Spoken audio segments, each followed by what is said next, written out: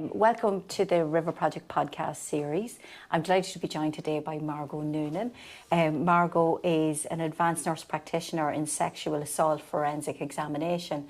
And Margo is going to be talking to us today about sexual assault treatment units. So we're really delighted to be here with you today, Margo, because I think it would be fair to say many people don't know about sexual assault treatment units until they have to.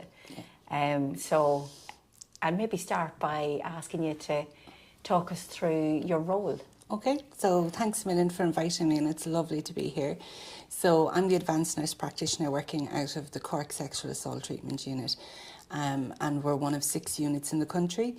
So these are dedicated 24/7, 365-day units where we provide comprehensive medical and forensic care for anyone over the age of 14 who experiences sexual violence. And it's a really important service in that it ensures that the medical needs are taken care of. If the person decides they want to go forward and make a report on Garda Síochána, they're supported around their forensic evidence collection. But we also take care of them in the longer term needs around sexual health screening, ensuring that they're linked in with the right services to aid them on their journey to recovery. They're brilliant services. They're all very well connected. Our unit here in Cork, we have a clinical director, Dr. John Coulter, who is one of the most supportive people around this area. And then there's myself as A&P. We have 4 CNSs and 1 in training, which is great. So they're clinical nurse specialists who've undertaken a postgraduate diploma in sexual assault forensic examination from the Royal College of Surgeons of Ireland, and really highly experienced, qualified people. We have a team of doctors who assist us with on-call as well. And then we have a bank of support nurses who provide that advocacy part to our patients and support to them when they come into the unit. And then we all have admin who would be lost without. I think every service needs to have that golden admin person. So it's very much around meeting the needs of our patients. We work locally, but we also work very much on a national level, in that the team comes together with the other agencies developing response guidelines for people affected by sexual violence, and it's constantly strive to improve services. And I think very much what we're learning from these units is that we can bring a previously unheard voice and bring that where it needs to go, whether it's into policy, whether it's into guidelines, whether it's into service development. So not only are we doing the whole forensic medical side of it, we're also doing a lot of work around the research, education, training, and hopefully making things easier for anyone who experiences sexual violence in Ireland. Wow, that's an amazing range.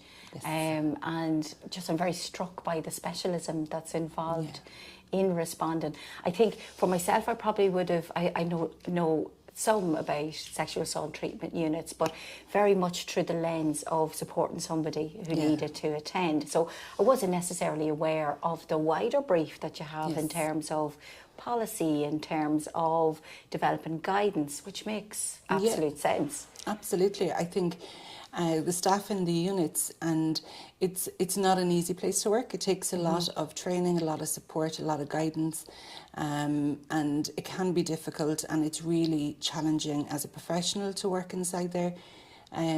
But I think the support structures that have been put in place over the last few years are excellent, and if we're well supported and structured, it allows us to give that care to our patients. And previously, victims of sexual violence, there's still a shame and stigma, but hopefully we're breaking that down so that their voices can be heard more.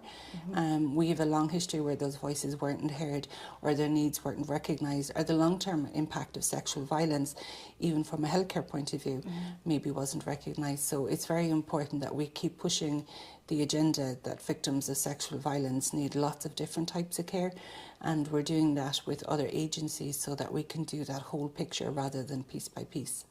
Oh, absolutely. Margo, I'm also very struck by, at the beginning you'd mentioned 24/7. So I know that's a question that our listeners will have.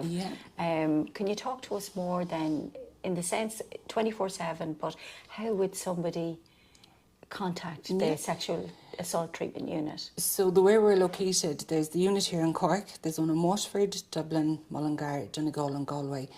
And the rationale for the placement of the units is that no matter where you are in Ireland, you're within a 3-hour drive of a sexual assault treatment unit. There's a team on call 24/7.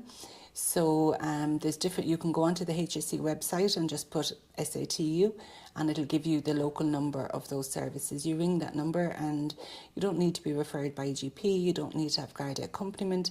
Once you're over the age of 14, you can make that phone call and say, I need help, or can you give me advice, or I need to be seen. We have a key performance indicator nationally that every acute case is seen within 3 hours, which I think we've something like a 98% achievement rate, which is phenomenal. And it shows the dedication of the teams that are providing the service. And it's really important that if somebody is brave enough to pick up the phone and ask for help, that we respond as soon as they look for help. Now, oftentimes it might be a case of, you know, maybe they're not able to travel at that moment in time. Maybe there's issues with childcare. Maybe they're just not medically stable. So we also offer where we go to emergency departments, we'll go to residential home, nursing homes, prisons, to provide that forensic service. So that's for the forensic side of it. There is a time limit with forensics, 72 hours is the golden window. We will do up to 7 days. For medical care in that, we can see them in the unit. We prefer patients to be medically stable before they come to us. So hence, we've introduced the option where we will travel to the patient, so we can meet them where their medical needs are being met, and we can take care of the forensic side of it from there. Wow, I mean, I think that's huge. Yeah. There's a number of things that you said that are really, I think, critical to just remind our listeners of as well. There is self-referral aspect. Absolutely. Because I think a lot of people would associate that perhaps there's guard involvement, and that, you know, through the Gardaí, people then connect with a sexual assault treatment unit. So to know that actually the option is there for self-referral, I think that's massive, and I think that would be very encouraging for many people. I think it takes people aback sometimes when they hear that. And, you know, we're not a Gardaí unit. We work very closely with the Gardaí, but we're a medical and forensic unit. So we have 3 options that we offer our patients. So the first one is where they are accompanied by the Gardaí, where maybe they've made a disclosure. The Gardaí contacts the unit and we organise for them to come in and be seen and provide all the care. Sometimes that doesn't suit patients. Oftentimes patients will ring us up in the acute window phase, and they might opt for what we call option 3, which is where they decide to have a full forensic examination without the Gardaí being notified. We collect all their samples and we keep them in the unit and we freeze them. We keep them for a year, and that way then it allows the person just to have the time to maybe, you know, just get into the right place before they make a disclosure to the Gardaí. They might decide they're never going to disclose the Gardaí and tell us after a year to destroy the samples, but it's just giving them an option, which is what it's all about. It's giving back control and choice to patients. The third option might be where they definitely don't want any involvement with An Garda Síochána, and they're outside the time frame, but maybe we need to document their injuries, maybe we need to do a sexual health screen on them, maybe they just need somebody to look at them and say you're okay, and to link them in with the other services. So it's around meeting the needs of the patients, and they're available in the majority of the units 24/7. The forensic units, the forensic cases will all be seen in that acute time phase, and it's not always appropriate to ask a patient to travel to at 4 o'clock in the morning. I mean, we're in the south of the country. If you think for the region that we cover, going to south, we'd say West Cork. If you go to the islands there, you're talking about a 3.5-4 hour drive with no public transport. So you have to work with the patient and what suits them and what's appropriate for them. So being able to pick up the phone is really important, that you can ask for help for yourself and you're not having to tell your story over and over again. And oftentimes what you find is that you might be doing a medical case and then they decide, actually, you know, I do want to report this, and you can support them then to do that as well. So having, you know, sexual violence is about taking away control. So one of our main priorities is to give back control. And by able to self-refer, that's where your control is coming back in. You're telling who you want to tell, and you're not being forced to tell somebody just so you can receive the care you need. Yeah, I mean, there's so much to pick up on there, Margo, as well. But I might just go back for a moment to the outreach aspect. So you mentioned that you've introduced that. bring in the forensic aspect of the Yeah, the service forensic potentially aspect, to yeah. So- where somebody is. And it's been available for many years, and I think as the staffing numbers have grown and the amount of examiners have grown, it's more viable now. So it's where maybe the person has medical needs and needs to go to an emergency department, but also wants to make a disclosure or wants to have a forensic examination. So the team will travel to that area, and the emergency departments and that are brilliant because they really accommodate the needs that we have. And it means then that we can do it there in the spot with the person. I've often been called into nursing homes where it's not appropriate to move that person, residential again, you know, and it's around meeting the needs of the patient. If you have somebody in nursing home, you don't want to distress them, bringing them into an area where maybe it's unfamiliar and unsettling. So it's meeting their needs. Travelling into prisons, if it's more safe for the patient for us to go to them, then we will go and see them there as well. So that's one part of our outreach. The second part of our outreach is that for our follow-up.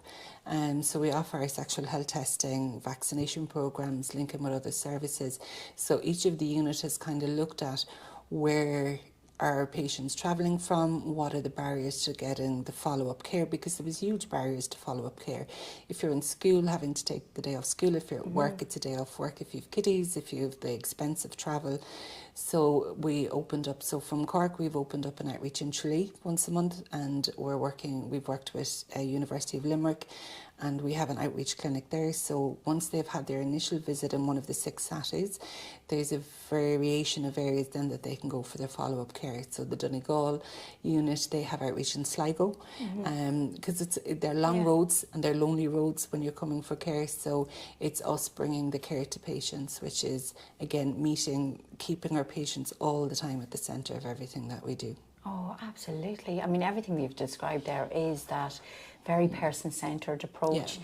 Like, I'm thinking of somebody in A&E, for example, and, you know, the thoughts of them addressing the needs, the immediate needs that they have there in terms of their physical health, but then having the opportunity for you to be on site and that collaborative piece across the professionals. I mean, it just makes perfect sense. Yeah.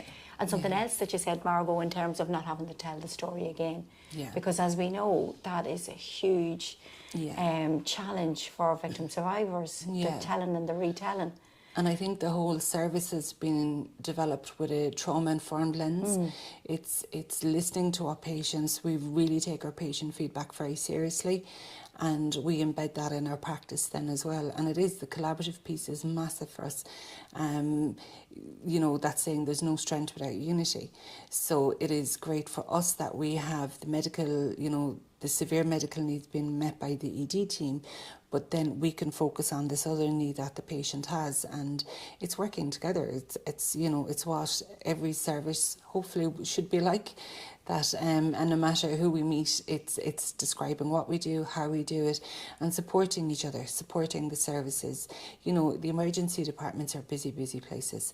They have, and I'd always say when I speak to the postgraduate emergency nurses, you know everything about everything and you have so many things to pull out of your brain, but you have a bank of experts sitting across the road who can take that burden from you. So rather than you trying to say, oh my God, what must, pick up the phone and call us, have a conversation with us, and we'll work out a plan that will ease the burden on you as well. So I know they're very appreciative when we do that. So it's good to know that collaborative piece is there. Oh, absolutely. We are so much better working together, aren't we? Absolutely, yeah.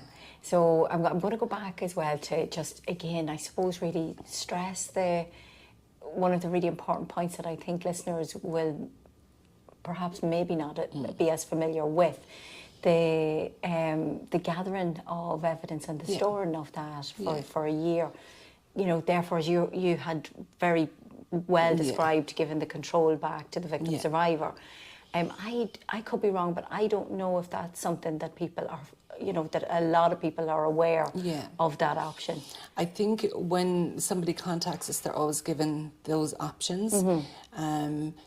And it was introduced in 2019 for over 18-year-olds, and we've been doing a lot of work around the 16 and 17-year-olds, you know, that they can avail of it too with parental consent. There's a lot of legislation that goes into collection, of DNA, so that has to be considered.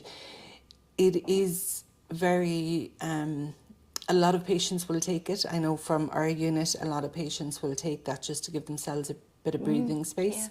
And again, we're constantly striving to develop the service so it meets those needs. And one of the needs we noticed was that patients, when they came to us, particularly in the acute phase, they're very distressed, they're very frightened, they don't know what to do, where to go. And, you know, we know all the myths that are attached to sexual violence, and they're applying all them to themselves. Of course, yeah. And so this, when they decided to introduce it, even before my time, it was being discussed and then officially launched in around 2019, and it has been a game changer for a lot of patients. And if they decide they do want to report, then we'll support them. If they decide they don't want to report, we'll support them too. So, and I know when we started initially, we're given little freezers, but I think every unit now has floor-to-ceiling size freezers that are full. Yeah. So it's good that people know those options, and I think that's the importance of, you know, maybe looking up the website. If you go onto the HSE website, there's lovely little infographics around, and there's little videos that we've developed around what your choices are inside and SATU, and speak to us. Ask us, you know, don't be afraid to pick up the phone. It's, you know, whether you're a professional or you're somebody looking for help or anyone, just pick up the phone, ring and ask, and just say you're looking for a bit of advice or, you know, options. And I know all the staff that work around the country are very, you know, happy to share anything that will make something better for a patient. I could just imagine that would be a huge influence on somebody's decision making. As to whether to come forward in that moment, because as we know, when people feel that things are running away from them, they sometimes don't come forward. So to know that that's an option, and to be able to take time with moving forward in whatever direction that they decide to do, I mean, that's just huge. It's huge. And you know, it gives them that chance to avail of psychological support. It gives them the opportunity sometimes just to go home and sleep, you know, and not have to face into maybe making a statement and everything else that comes with it, and give them time to process. You know, if you think it's between 75 and 80% of victims know the person who assaults them. So that's a whole minefield on its own. I think our main priority with it is to make sure the person is safe. That's really of our importance. We need to make sure that they're safe, that they haven't come into us and they're heading back into the same situation. So it gives them that bit of support as well. And I think when people are validated, when they tell what's happened to them, it gives them a strength to kind of face things from a different perspective, and maybe decide that actually, you know, they listened to me and they understood and they believed me and they didn't laugh at me or dismiss me. So yeah, I can do this, I can make this complaint, and I think that's really important. Yeah, so that could sometimes be somebody's first and really, really important step that can actually determine what happens next. Yeah. God, it's like, you know, the first person who gets the disclosure is the gatekeeper. So it's how the gatekeeper reacts as to how the person's journey progresses. And I absolutely 100% will tell you that SATU staff are good gatekeepers, because they will take that disclosure and they will support the patient how they needed it. Yeah, I mean, that's such an important point, Margo, isn't it? Yeah, absolutely. Always keeping in our mind. Yeah, and I think what's feedback that we've received from patients locally and nationally is that we're safe spaces. They can't hurt us with what's happened to them because we don't know the people involved. So it allows them to speak freely. You know, if they go and disclose to somebody in their family, they don't want to be upsetting them, and the person is tiptoeing around them.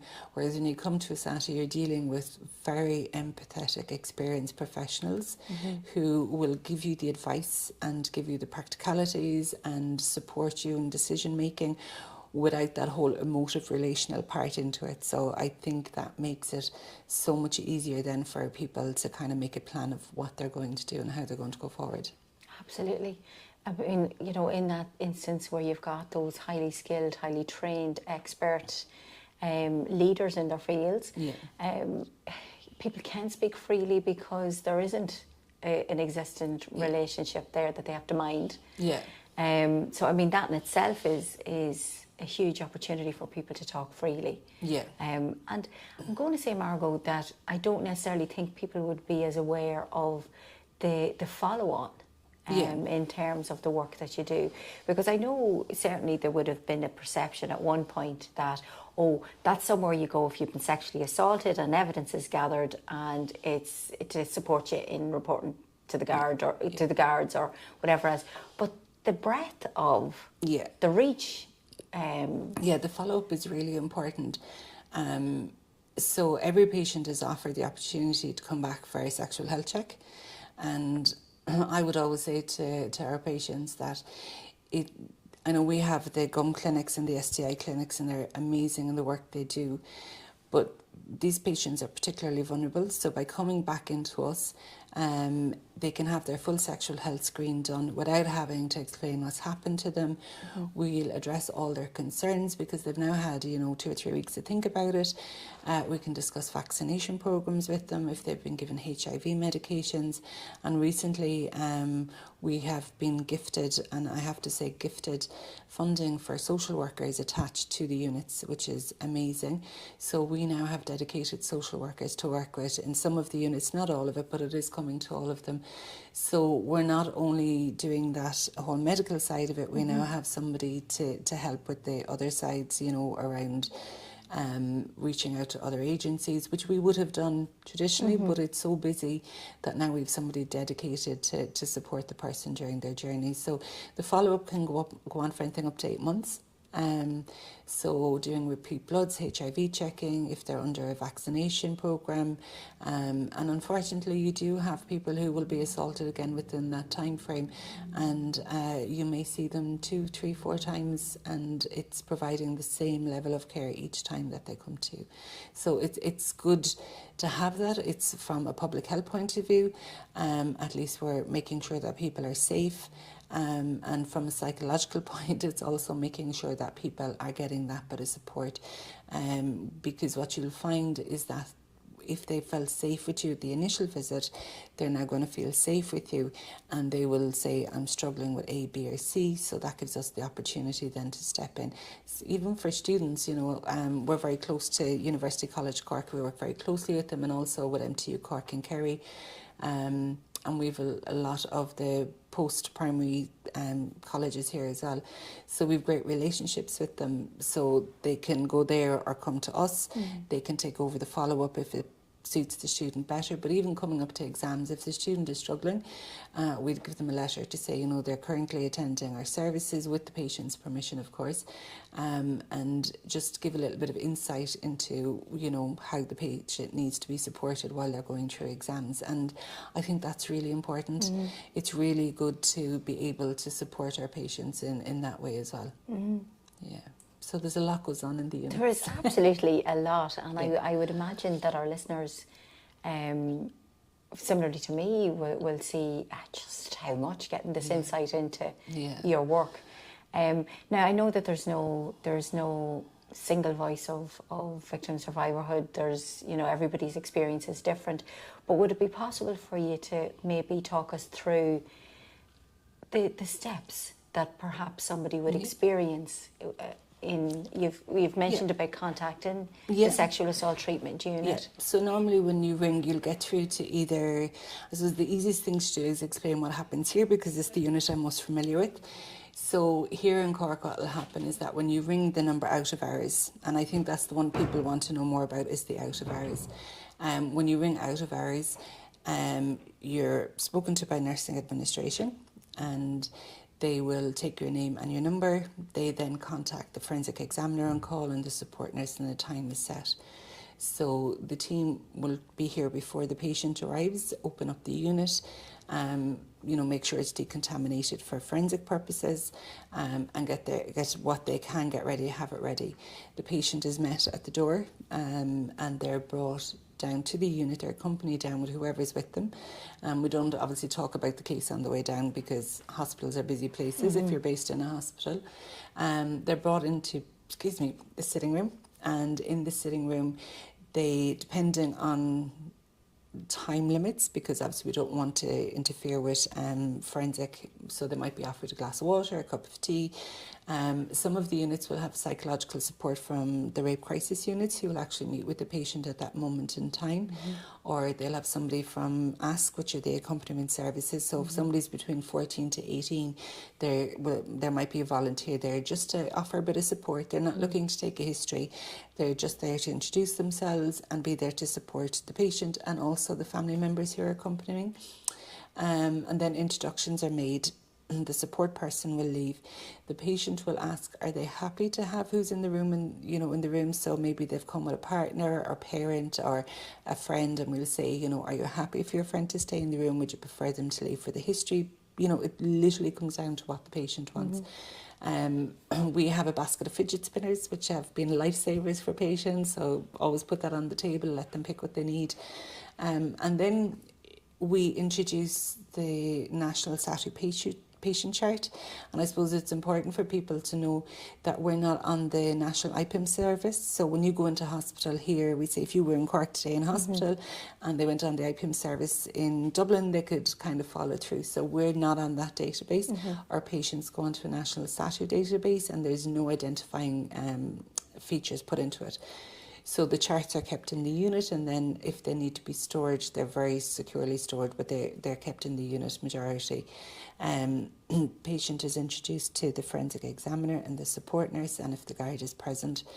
And the examiner will take the patient through around consent. Consent is really important, that the person understands what they're consenting to. So it might be a description of what a medical forensic exam, maybe showing them what a swab looks like if that's what they want to know, and giving them their options so they decide what option they want to have, and supporting them, and then talking through, that a legal report might be produced at the end of it.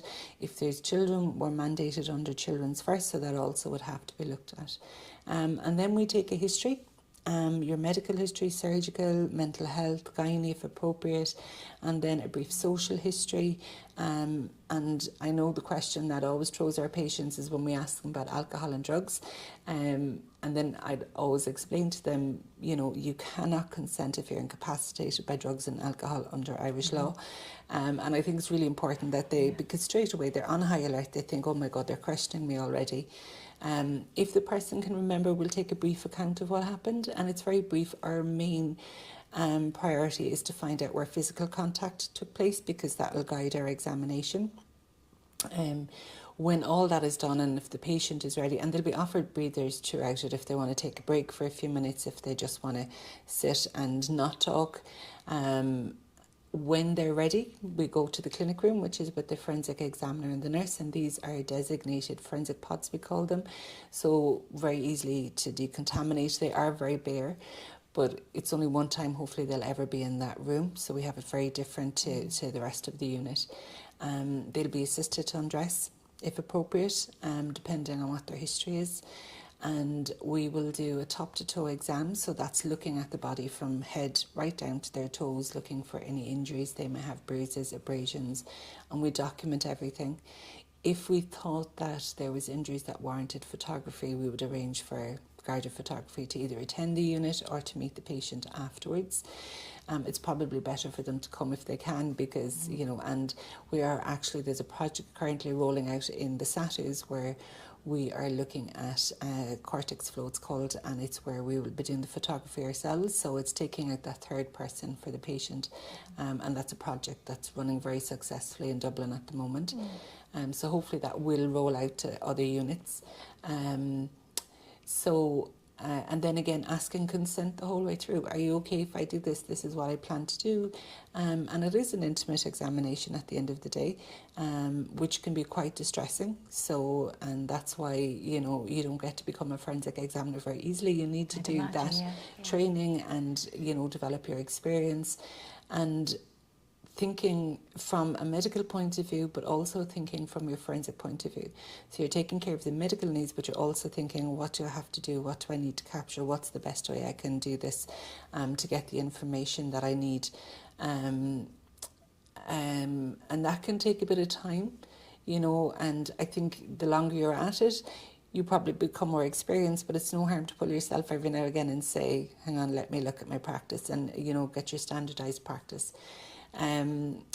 We also take urine and blood if it's appropriate, depending on the time frames that they've given us. Clothes may be collected also by An Garda Síochána, only for the forensic case. And then we do, you know, blood pressure, pulse, temperature, and again, checking in with the patient consistently throughout. When all that's done, the patient can be offered a shower. You know, all the units have fresh supplies of clothes that we'd give to our patients, and little comfort packs with toothbrushes, toothpaste, shampoo, just, you know, to just have that bit of normality again. And our clothes are all comfort clothes. They're all tracksuits or leggings and t-shirts, and they're snuggly, and they're meant that way for a reason, because it's just that comfort, that sensory thing that we use.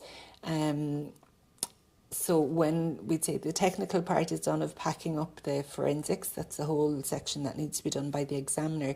And this is where the support nurse is supporting the patient then outside, making them a cup of tea. If they haven't eaten, maybe trying to organise some food if possible for them, and depending on the needs they have. And then if we determine that they need to have prophylactic antibiotics, if they need HIV prophylaxis, you know, or the morning after pill, providing that for them. And then from there, it's ensuring a safe discharge, giving them a little booklet which gives details of who they saw, what happened, what happens next, what medications they were given. And you have to be careful giving this information, because if they're going back to somewhere where the abuse happened, you need to make sure they're safe. So you ask them, do they want to take the booklet, and get consent to contact them by text or phone, or whichever suits them better afterwards. And then they can be safely discharged, just to make sure that they have somewhere to go. If you determine, actually, I prefer them to be reviewed by mental health services, it's organising for them to be brought for that. If you think they have a medical issue that needs to be, it'll be, you know, collaborating with your medical colleagues across in the emergency departments. And really just making sure that they're safe. And I do have to say, when we're in the middle of a case, and it sounds really bizarre, but sometimes the howls of laughter coming out from the patient and ourselves, because you just build up a rapport very quickly, and it is very stressful. And I suppose it's a bit of black humour, but it's not that. People will always say afterwards, even staff who come in training, I was expecting it to be just all crying and sad and whatever, and it's not. And particularly Irish people have a very black sense of humour, and, you know, when you build up a rapport, because everything is done at the patient's pace to suit the patient, they do get very much, and I always describe it, when they come in, they're like a hunched shell, and you can't touch them, they won't look at you, make eye contact, they're curled up in a chair, and by the end of it, you know, they're talking to you, cracking smiles, having a bit of a giggle with you, and completely unfurled. And you can see that backbone straightening out again, and the head lifting a little bit. And I think that's one of the best things that we offer our patients. Oh, absolutely. Very struck by the paced way in which you provide information and give people choice at every point, and the attention to the information, because as we know, you know, we know ourselves in everyday life, when we know what's going to happen next, when we're prepared for it, when we've got a visual, we do better with things like that. Yeah. But do you know what really struck me there, particularly, Margo, is the attention to detail there. They having the clothes, the opportunity for the shower, the having the toiletries, the making sure that somebody gets something to eat if they need to, an onward referral if they need to. But it's such a comprehensive response that you have. And you know, that's developed over the years. I think, you know, again, patient feedback is phenomenal. And I know for ourselves, we've had a youth advisory and participation group attend the unit, and they had quite a lot to say, but in the nicest possible way. You know, they said, oh, we really like this, and could you do that for this now? And, you know, and that's really important, because I suppose it's our work environment, so we're used to it. And sometimes when you're so used to a place, you don't see it, or when you're doing something by rote all the time, you don't recognise it. So that's really, you know, we can't work by rote. We have to meet what our patient needs, and you never know going to work what's going to happen that day. You don't know when the phone rings, is it going to be move your car, or is it going to be I have, you know. So it's being ready to meet. And I think, you know, the staff that I've met over the years that work in this service, that once they find their fit, they find it very hard to leave behind, and Right. they continually push and research and look into it. What's coming next? What can we change? What can we do better? How can we help? You know, and you think they go back 20, 30 years ago, this topic wouldn't even be we wouldn't be sitting here talking about it. Whereas now, you know, here in the south, we sit on the domestic violence network, we sit on a sexual health network, we represent young people affected by domestic, sexual and gender-based violence on the SIPSI. We have our own subgroup within SIPSI called Safe and Protected, where we're working with the ISPC and Bernardo's and lots of different organisations providing information and training to carers with young people who might be affected with sexual violence. You know, we're going into schools, we're going into colleges, we're working with the Gardaí, we're working with the NGOs.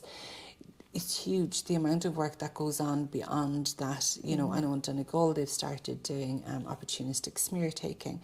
So there's a cohort of patients that maybe don't have a GP, you know, that are being missed out on. So they're now offering them the smears, you know, that they can come in and have their smears and they'll be followed up. We work with the IPAS centres. We have a lot of women, unfortunately, you know, being trafficked into this country in horrendous circumstances before they got here, that needed a lot of care. So linking with the FGM clinics, linking with the likes of Aquidra, all that kind of thing makes you learn more and more every day about the needs that are there, and they're vast. They're vast needs. And there are some needs that we won't meet. And we have to accept that. There is a limit to what we can do.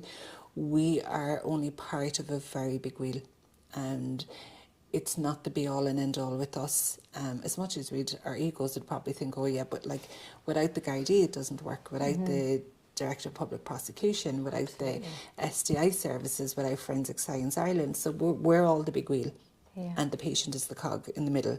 And as long as we all know our role and we work together, then the wheel turns smoothly for the patient. So that's how it has to work. And taking your learning and sharing it across the disciplines is really important. Absolutely. Yeah. I mean, you've talked there about victim survivor driven practice and evidence informed practice, and you know, the way that we truly listen and are guided by. I mean, that's very evident today, Margo, here, and you speak about the service. And of course, look, we couldn't not speak about, and that's beautifully put around the wheel, because absolutely at any point, if there is one agency that is not performing at a level or collaborating or in any way, it falls down, unfortunately. It does, so that's where that collaboration and even the education, you know, it's really interesting when you sit with all the agencies and you just sit back and listen to all their viewpoint. It's like, oh my God, I didn't think of that. And because you think your viewpoint is the right, you know, it's this. But actually when you start listening to all the other, it's such a learning experience. And it's like, I didn't know that. And then what you find, you build up relationships, and they might come across some training and say, actually, we're doing this, do you want to join with us? You know, or we might spot a trend or something that's happening, and we can liaise with the Gardaí and say, you know, we're just wondering, have you noticed this? Or we've had this many reporters, this many non-reporters, and open communication channels and collaboration and education. It's what's made the service what it is today. And no service is perfect, but we are striving all the time, and I think that's the most important thing, that we're consistently striving to make it better. Yeah, well, as you described, the person in the centre, I mean, I think that's great guidance for anybody working with victim survivors, that you're actually listening to them and going at their pace and providing information, and which, you know, is core to them feeling that they've been heard, believed, and for them to have control where it has been taken. So we did a piece of research with the West Cork Beacon a few years ago, and it was with adult survivors of child sex abuse, and the title of the research was Hear Me, See Me. You know, and that, to me, that says it all. You know, hear me and see me. And I think if you can do that for people, it changes the trajectory of what's ahead of them, because we know the impact. It's a public health epidemic. We know it impacts, employment prospects, education, health, medical, psychological, emotional, relationship, societal. It affects everything. So, it's not a case of that one agency can take it on. It has to be collaborative to work with it. Absolutely. Yeah. And I think it would be fair to say that you've spoken about education, about training, about, that thirst for knowledge for all of us. But I mean, it's such a teacher, isn't it? The whole area of domestic, sexual and gender-based violence, that, we're constantly learning. We're constantly students of it. Yeah, and we need to take the fear out of it. I'm very passionate about the education piece. I think when you open up a conversation, you can see the fear in somebody's eyes initially. But when you start talking, it's amazing what people will disclose, what people will come out and say. I've been working a lot with the pre-hospital emergency teams around this, around festivals, and we have a whole team from Mullingar and Dublin that go to Longitude and Electric Picnic, and they have a presence there for patients. But even working with the Civil Defence and the Order of Malta, and how do we deal with this disclosure? Because that's the one question I will get off everybody is, I don't know what to say. I don't know what to do. I don't know. And, people have this idea that they have to be the investigator. And this Gardaí paid for that, maybe not very well, but they're paid for that job, and they're very good at what they do. So it's not your job. And I would always say the first thing you say to somebody who discloses, I am so sorry to hear this. Are you safe? What would you like me to do? And they'll probably say, I don't know. And you say, well, I can give you a few options because I know one or two services that might be able to help. That's it. That's all you have to do. It's so powerful though, isn't it? So simple, but so powerful. You're so right. There are so many people that are actually paralysed at that point where they're like, I'm going to make it worse, or I don't know what to say, and what if they, there's so many. And like similarly in our work with students, and when we talk to them about responding, and we talk about referral, but we really always talk about the importance of action, really, in that point, to lean into. Sometimes it's non-action. Maybe they don't want you to do anything. Maybe they just want to tell you. Oh, exactly. Yeah. I didn't mean the sense of run with it. No, I think and even working, we're doing one or two projects with emergency departments at the moment around this, and staff are terrified that there's going to be legal implications for them, and if they document something, what's the implication going to be, and what if they do something wrong or say something wrong. And you treat it like you treat every other medical presentation, and you know that there's more to it, but you now have a number to contact us and say, okay, what do I need to do here? And I think taking that fear out of it and giving people permission to talk about sexual violence, about domestic violence, about gender-based violence is really important. Take the fear away from it. Let's have the conversation, because what's happening is that the more we're introducing fear into the conversations, the more the focus is taken off perpetrators. Because if nobody's talking about it, then they're getting away with what they're doing. So I'm very much of the belief we need to have a perpetrator-focused lens for the right services that are focusing there, and stop focusing on victim blaming and swing the lens, and talk to people. And if you allow, I do a lot of schools work, and inevitably after the conversation, I will be approached, whether by a teacher, a parent, or a student, and go, you know what you said there? Can I just ask you about that again? And there's going to be a disclosure, and it can be a teacher that will disclose, it can be a parent, it can be one of the kids will disclose. But when you introduce the conversation, I remember doing a conference with a fabulous organisation up the country, and when I'd finished my presentation, I said, has anyone any questions? And there was silence in the room, and I thought, oh God, either terrible or great, I've covered everything. And once I came off and the conference finished, I think I spent the next 4 hours talking to people one-on-one about questions, experiences, and things they wanted to have. They were afraid they didn't want to talk about it in the big group. So I've learned now that when I do my schools programs, and that I always stay around in the classroom, very slowly tidying up, and just to give students the opportunity to come in and maybe ask me a question, or, you know, just direct them where they need to go for help. It's really, it's a huge part of that information. And I think when you meet the staff that work in SATUs, we're all very comfortable around the topic. If I don't know, is it comfortable around the topic the right word, but we don't have the fear. Yeah. And that then transfers to other people, and the fear comes out of it as well, and we're able to meet people where they need to be and break it down for them. So I think that's a huge contribution from the staff as well. Yeah, absolutely, because I often thought that, well, in my experience, victim survivors can sense that from you. If you're a person that they can have that conversation with. And that's why, you know, it's not that, like, for the students that you go run with it. No, it would be more about, you know, that confidence and competence to inquire in a safe way, in an appropriate way, and how to feel that, you know, that you have a role, regardless of where you come at it. Maybe it's signposting, you know, maybe it's connecting somebody with another service, but all of it hugely important. And then I love what you've said around the focus, because I mean, there's a phrase that in the domestic violence sector we hear and use probably quite a lot. I think David Mandel spoke about pivoting to the perpetrator, which again is that focus on, you know, because nothing changes if nothing changes. Yeah, and this is it. Something has to change. Something has to happen. You know, it's not like it's gone away. I know numbers are rising year on year. Is it because there's more happening, or is it because people are more likely to come forward now because the conversation has been started? That's like the chicken and the egg question. We don't know, but at least people are coming forward. So now that people are starting to get comfortable coming forward, we need to show them that we take action with them coming forward and start treating it as the crime that it is. And I think that's one of the things that people forget. Sexual violence is a crime in this country. It's not, oh, Johnny was drunk, or Mary doesn't know what she's at or doesn't understand.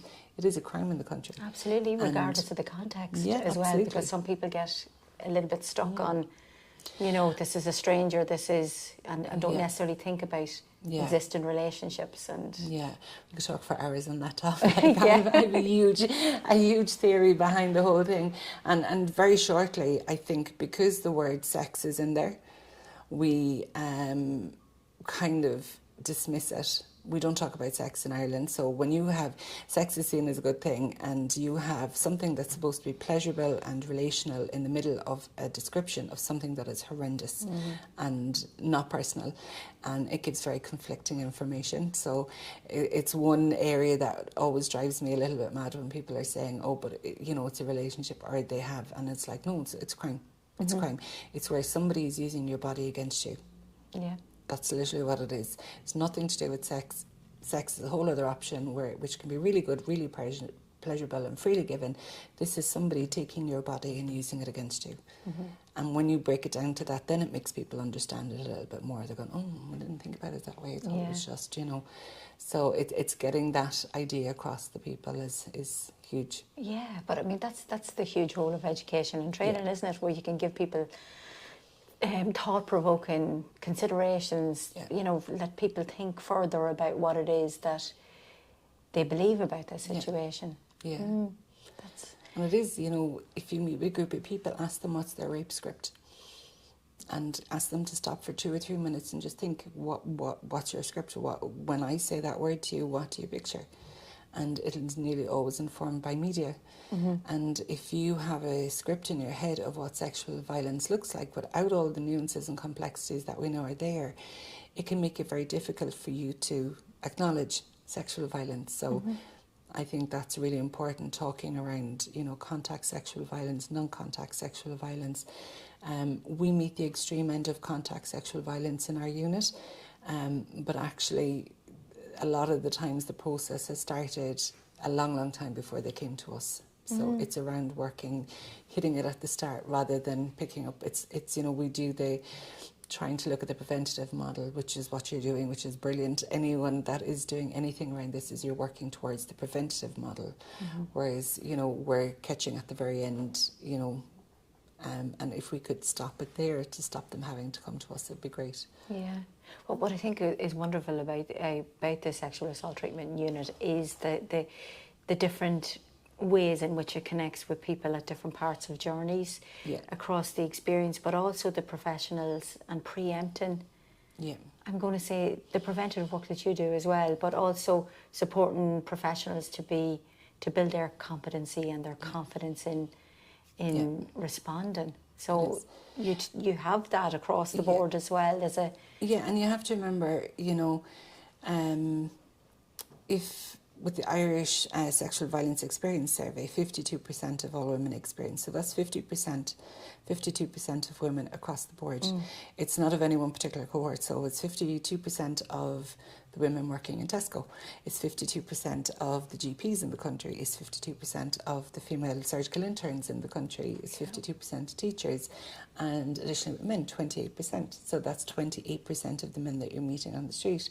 So it's not that it's only a cohort is impacted by sexual violence. There's a lot of people affected by it, whether directly or indirectly. So it's really important that we have that conversation all the time going and support people, because no matter what walk of life you are in, no matter what job you have, what profession you have, what role you have in life, you will come across this.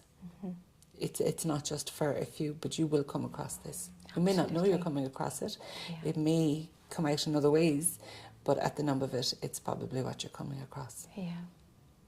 And you mentioned various backgrounds there as well, Margo. Could you maybe talk a little bit about responding to different needs from different backgrounds, maybe?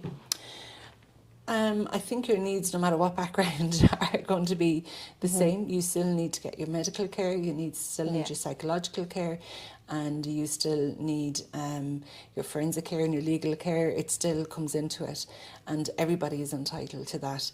I suppose from a social aspect, it might be more difficult for somebody who's maybe in a domestic abuse situation, but that's where the collaboration and working with other agencies comes in as well.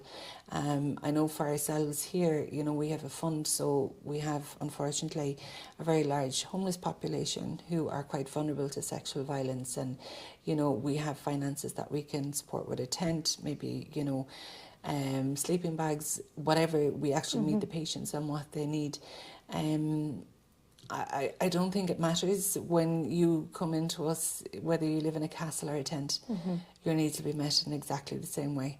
And whatever you identify as the supports needed, then we will strive to put those in place. And it already sounds that, you know, where people have challenges, that you meet them where they're at in terms of maybe additional needs that they might have, maybe language or, you know, and it sounds like you're doing anything and everything that you can to reach people. And we're very lucky because we're funded by NWIP, our we'd say our governing body, and they've been very supportive. They've listened to us and they've supported, and every time we've gone and said this needs or that needs, and, you know, obviously they're not just saying here, take the candy, you know, we always have proof in the pudding, we'll say, to show it, but they have been very open to listening and learning from the people on the ground, and then seeing how can we develop that for patients. And I think that's really a good sign that it's from top down and bottom up, that we kind of all have the same goal and the same sharing of learning.